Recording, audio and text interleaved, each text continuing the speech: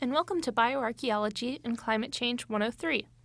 In our last episode, we talked about what climate change actually is and how we can study it in the past, but we haven't addressed the other part of our title, bioarchaeology.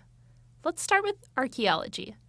When you think of archaeology, you might think of dinosaurs, Indiana Jones, and the Egyptian pyramids. In reality, archaeologists don't study dinosaurs. We leave that to paleontologists. Indiana Jones is more of a treasure hunter than a scientific archaeologist. And while Egyptian pyramids are fascinating archaeological subjects, they are by no means the only things worth studying. In the United States, archaeology is a subfield of anthropology, meaning that it's focused on the study of human populations, specifically past populations. Archaeologists rely on the material evidence of past life to understand how people lived and interacted. Now throw in the prefix bio, bioarchaeology. Bioarchaeology uses organic, biological material evidence of past life to understand how people lived and interacted. One of the primary organic materials used is human bone. A skeleton can tell so much about a person's life: sex, age, height, disease, traumatic injury, diet, migration. All of this can be directly recorded in bone. Bioarchaeologists use a variety of methods to study human skeletal material in order to make predictions about how an individual or a population lived, including quantitative and qualitative methods. In the last episode, we talked a little bit about carbon within the atmosphere and how it influences climate, and how radiocarbon dating uses this to date organic materials like bone. Carbon can be used for more than just dating, though. A lot can be inferred about past diets from carbon analyses. When plants are eaten by other organisms, like humans, the carbon that's transferred reflects how the plant initially processed it during photorespiration. So bioarchaeologists are able to determine whether a person's diet consisted largely of plants like maize or ones like wheat. As the saying goes, you are what you eat, and if you eat a lot of maize, it can be reflected in your skeleton. Other chemicals that can be studied to understand past life include strontium and oxygen. These isotopes are incredibly helpful in the study of human migration patterns. Strontium, for example, is typically found in water. When humans drink water, they also ingest this strontium, and it becomes incorporated into the body, including the skeleton. Bioarchaeologists assume that if the strontium isotopic signature found within a human skeleton matches that of a nearby body of water, the individual likely grew up in that region.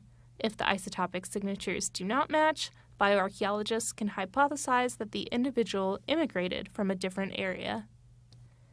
Bioarchaeologists also rely a lot on observational skills and diagnostic knowledge, much like doctors do, to understand health and social interactions in the past. Skeletons often have marks on them, known as lesions, that can be contextualized to create an image of how individuals lived and interacted with others in their environments.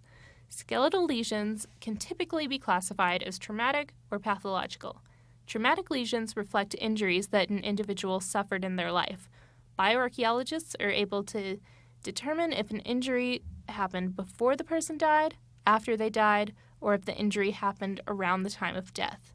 They can also differentiate between different types of injuries.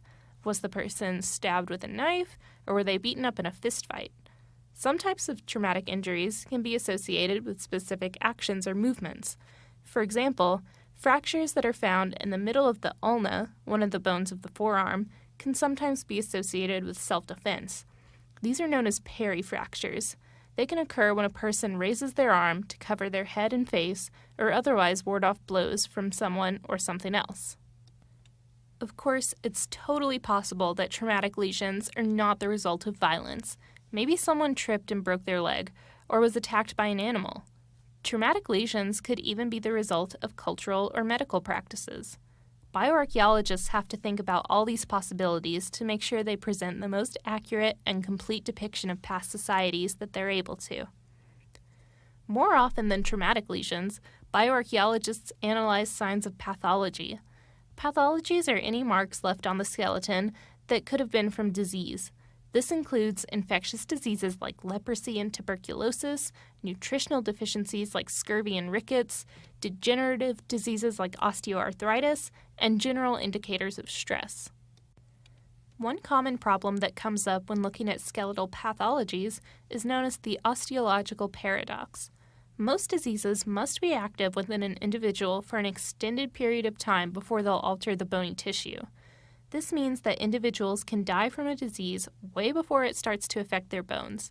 Skeletons of these individuals might actually look healthier than those of people who suffered longer from a disease, when in reality they were less fit to survive.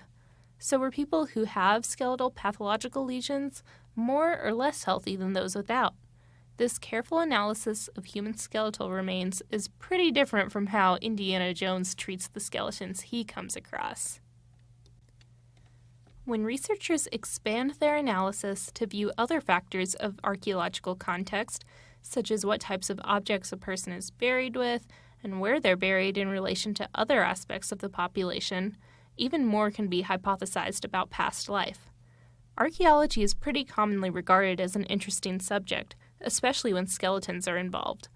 But how is it relevant to modern society? Aristotle once said, "Knowing yourself is the beginning of all wisdom." When we try to understand how past humans lived, we get a glimpse of how we came to be today, which in turn allows us to project that knowledge into the world to see things with more rationality and compassion.